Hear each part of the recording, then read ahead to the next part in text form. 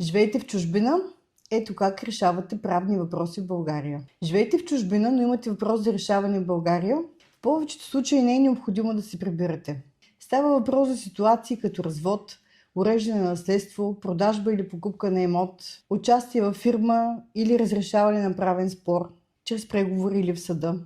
Често става въпрос за административни въпроси.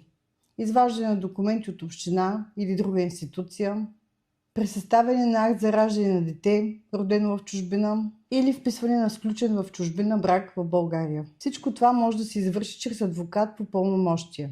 Процесът е ясен. Обсъждаме случая, подготвят се документите и се предприемат необходимите действия. Със съвременните средства за комуникация и обмен на документи това се случва бързо и организирано, независимо къде се намирате. Това е стандартна практика за работа с клиенти в чужбина. За повече информация последвайте ни в нашите социални канали или си запазете час за консултация през нашия уебсайт.